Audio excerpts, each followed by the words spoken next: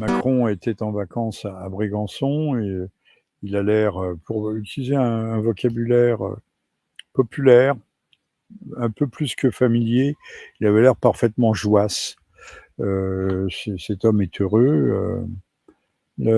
Comme je l'ai déjà mentionné peut-être ici, Mitterrand avait été initié à la doctrine du non-agir. Ne faites rien et les choses se décantent, se dénouent d'elles-mêmes. Au contraire, moi j'ajouterais, peuvent vous péter au visage. Alors on parle, il y a un nom qui circule, mais c'est des ententes au sein des pseudo-élites dirigeantes, des classes dirigeantes. On pouvait difficilement nommer Monsieur Hollande, donc on fait appel à Monsieur Cazeneuve, et ministre, je crois, de l'Éducation nationale, de l'Intérieur et Premier ministre de Monsieur Hollande.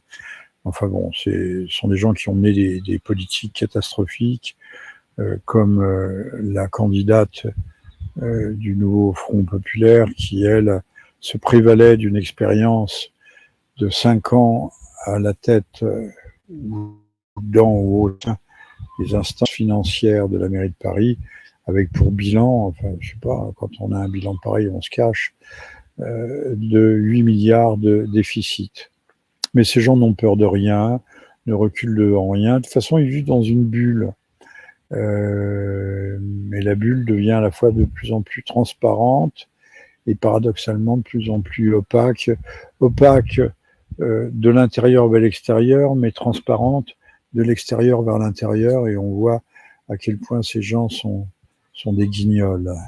C'est triste à dire, mais des guignols criminels, hein, des guignols dangereux. Hein. Très dangereux. Alors, est-ce que ça change grand-chose? Ben non, il y a la trêve olympique. La trêve olympique, elle va durer jusqu'au 7 septembre, je crois. D'ailleurs, c'est triste. On voit des gens qui ne sont pas vraiment cul-de-jac, puisqu'ils se relèvent, qui jouent au volleyball. Enfin, ça rime à quoi, ces Jeux paralympiques?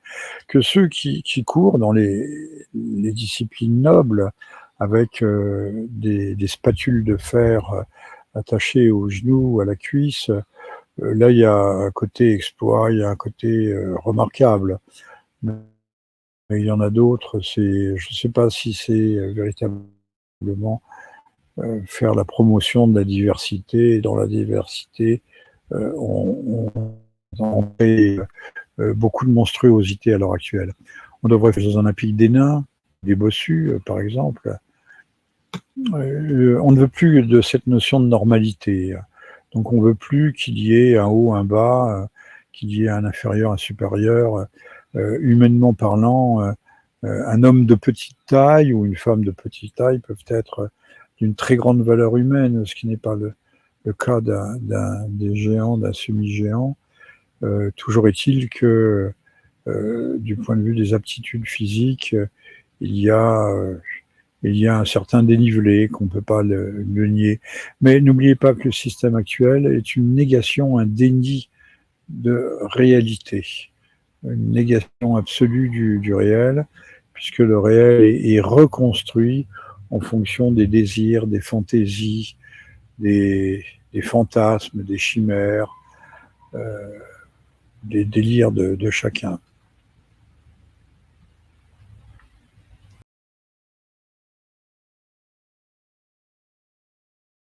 Alors, à propos de Pavel Durov, c'est extraordinaire. En 2021, on accorde à titre exceptionnel la nationalité française pour service éminent rendu à la France. On ne dit pas la nation, le mot est tombé en désuétude, à la France. Donc très bien, tant mieux. Et 2 ans plus tard, il est passible d'une peine de 20 ans de prison pour soi-disant avoir trempé, avoir facilité. Alors, il y a du blanchiment d'argent, il y a tout ce que l'on veut, mais c'est pas pire que le portable, l'ordinateur portable de Hunter Biden, qui mettait en cause d'ailleurs son papa, qui n'est pas seulement gâteux, qui est aussi un pourri. ramollissement moral et ramollissement cérébral. Et donc là, tout d'un coup, alors on sort comme un lapin du chapeau, on sort euh, de la pédopornographie qui aurait facilité, laissé faire, enfin bon, enfin, on se moque de qui la pornographie est en accès libre. On sait qu'un enfant sur 3, à l'âge de 10 ans ou 11 ans, a déjà vu de la pornographie qui, paraît-il, moi je n'en regarde pas, j'ai pas le temps. Puis ça m'intéresse pas beaucoup, même pas du tout. Et que la pornographie est de plus en plus violente. Ce sont des brutalités, c'est des simulacres de viol, que sais-je. Voilà de quoi sont nourris nos enfants, mais c'est vrai que quand on leur envoie des travestis exubérants dès l'âge de 3 ans dans les écoles maternelles avec la bénédiction des parents, de quoi pourrait-on se plaindre? En tout cas, c'est malvenu, mais on joue sur la corde sensible, les gens, pornographie, pédocriminalité, alors là, ça fait réagir, mais quand ça se passe à l'école et quand ce sont les instructions sur instructions de l'OMS, là, ça ne dérange pas grand monde, c'est comme ça.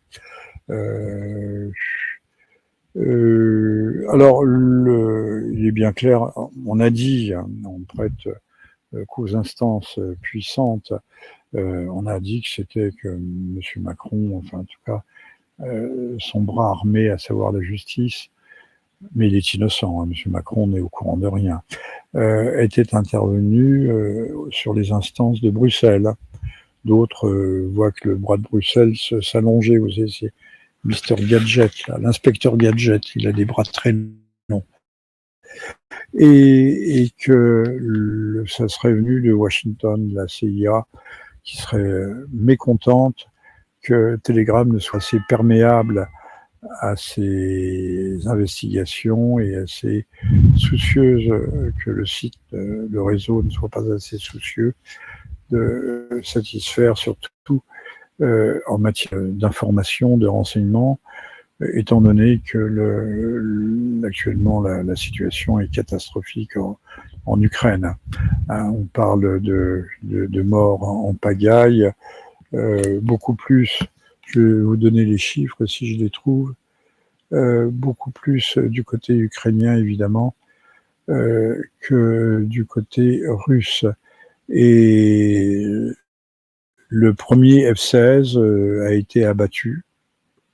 Bon, a été abattu, donc les Russes l'avaient annoncé, à chaque fois qu'un SF montrerait le bout de son nez, eh bien, il se ferait moucher. Et c'est apparemment ce qui s'est passé. Et puis de toute façon, avec 10 F-16, peut-on véritablement mener une bataille? Donc, les choses vont mal, vont très mal, mais oui, alors j'ai les chiffres, il faudrait que je les cherche, je ne les ai pas, mais on a 50 000 morts, grosso modo, selon des sources recoupées,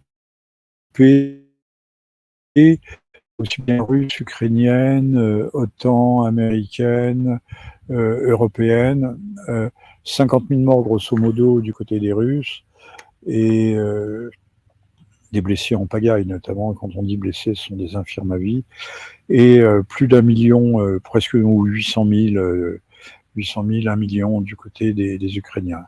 Donc la saignée humaine, l'hémorragie humaine est considérable dans le beau pays d'Ukraine, dont les plaines à blé, le fameux Tchernosium, est largement exploité par les BlackRock et compagnie, les Cargill, c'est-à-dire les fonds de pension américains qui ont trouvé là un investissement juteux à opérer. C'est pourquoi d'ailleurs on aime tant toute la voyoucratie et toute la LGBTisation mondiale va se faire des GPA en Ukraine, et puis c'est un bon fonds de placement pour donc on n'a pas très envie de lâcher l'Ukraine, ne serait-ce que de ce point de vue, mais enfin ceux qui dominent et prédominent, ce sont les raisons géopolitiques, géostratégiques. Il faut casser les reins de la Russie, il faut la renvoyer pas tout à fait à l'âge de pierre, mais il faut la morceler, la démanteler comme on l'a fait, comme on a tenté de le faire pour la Syrie, comme on l'a fait pour la Libye, comme on l'a fait pour l'Irak. Mais sauf que les grands dessins américains tombent généralement sur des os, et ça fait maintenant 77 ans que l'Amérique accumule plutôt échec sur échec. On ne peut pas dire que la guerre de Corée était un franc succès.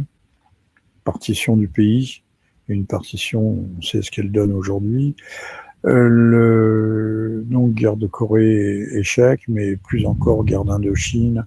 Enfin, toutes les guerres qui s'en sont suivies, le résultat catastrophique chez les talibans en Afghanistan, l'Irak, là je crois qu'il y a des soldats américains, mais alors, la presse est une discrétion de violette comme d'habitude, un certain nombre, une grosse dizaine, une grosse douzaine de soldats américains qui auraient perdu la vie en Irak.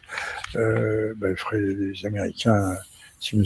Trump arrive, qu'il retire ses personnels le plus vite possible, parce que les choses ne vont pas dans le bon sens, apparemment. Donc l'Ukraine est bien partie pour être aussi un échec.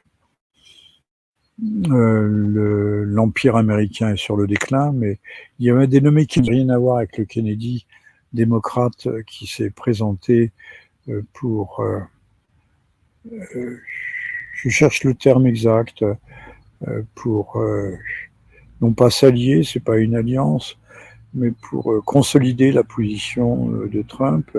Grâce lui soit rendue, c'est d'ailleurs une position assez courageuse. Donc, mais un autre Kennedy, qui était un géopolitologue, qui avait, sur le modèle de Rise and Fall of the Roman Empire de Gibbons, monté en puissance et le déclin de l'Empire dans l'Empire romain.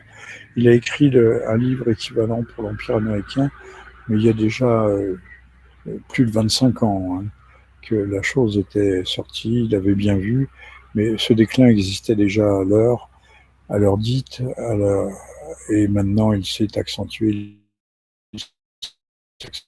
Tous les risques qui sont bien réels de déclencher une guerre, que ce soit pour éponger les dettes, restructurer la dette, relancer une économie qui était... La dette, je rappelle, c'est 33 000 milliards. 1000 milliards de dollars pour les États-Unis et 3200 milliards pour la France d'euros, là, ce coup-ci, mais c'est important, avec notamment 1000 milliards que l'on doit à monsieur Macron, qui jette l'argent par les fenêtres et qui aime jongler avec un pognon de dingue, selon sa propre expression.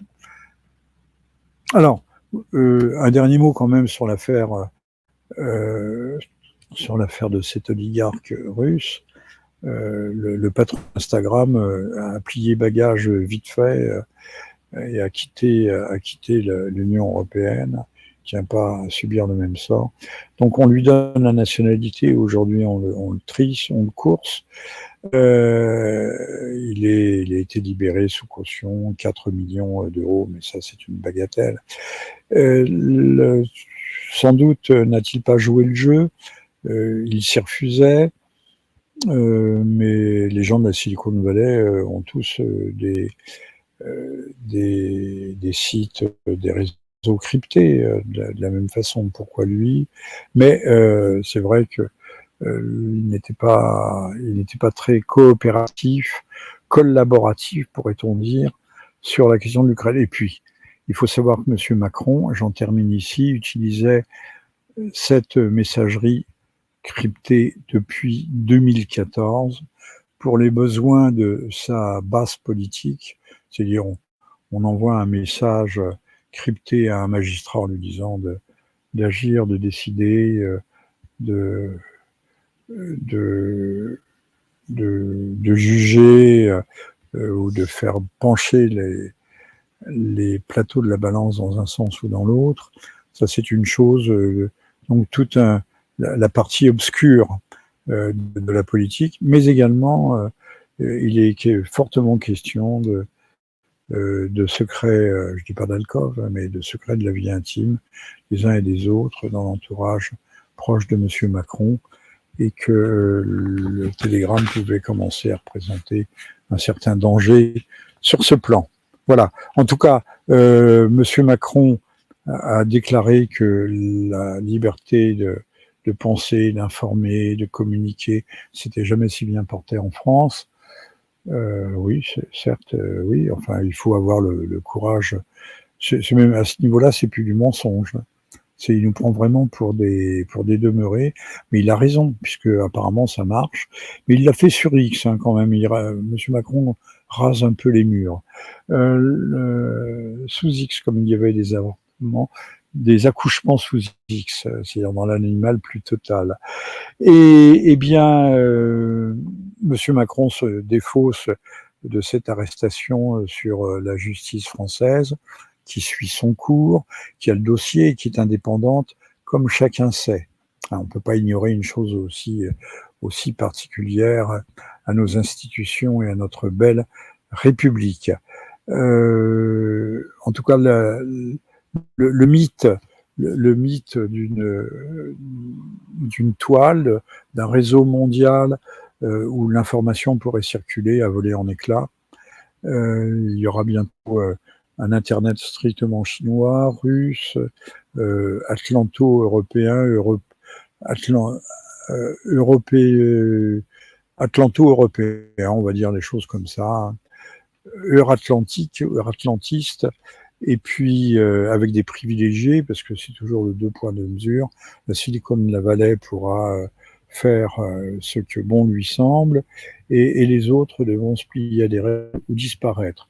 Alors notons quand même que M. Zuckerberg a fait des déclarations fracassantes en nous disant qu'il avait été cornaqué, salement cornaqué, piloté à vue, tenu en lisière par Washington, la Maison Blanche, le FBI sur l'affaire du Covid,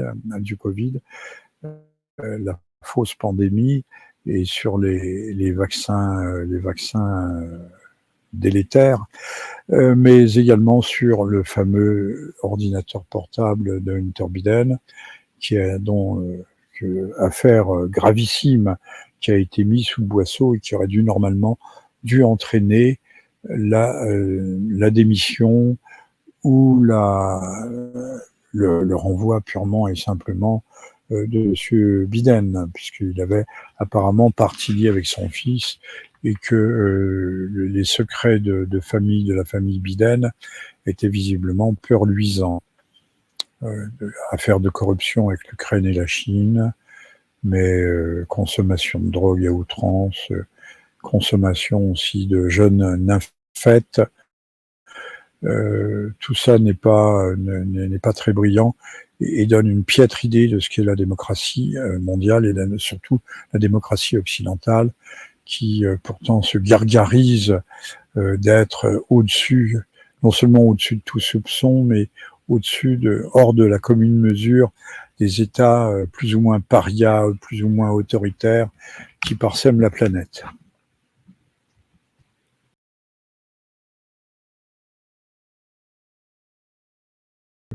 Qui arrive un peu comme un cheveu sur la soupe, arrive aussi comme quelqu'un qui essaye de se démarquer d'un système qui est de plus en plus compromis et de moins en moins crédible. Il est difficile de ne pas y revoir, sans parler d'une relation de cause à effet, de voir que cette concomitance est troublante. Oui, en effet, la liberté de communiquer est aujourd'hui gravement entamée par cette arrestation, mais nous sommes dans un contexte de guerre. Monsieur Macron dit toujours qu'on est en guerre, en guerre contre les gilets jaunes, en guerre contre le Covid, en guerre contre l'extrême droite, en guerre contre tout, quoi. Mais Monsieur Macron aime bien se présenter en chef de guerre qu'il n'est pas, bien évidemment. Il en est bien incapable. Voilà, oui, il y a certainement un lien, et Zuckerberg essaye de se démarquer un peu en disant oui, on peut peut-être me faire des reproches ultérieurement, mais ces reproches doivent s'adresser par-dessus ma tête à ceux qui donnent les ordres.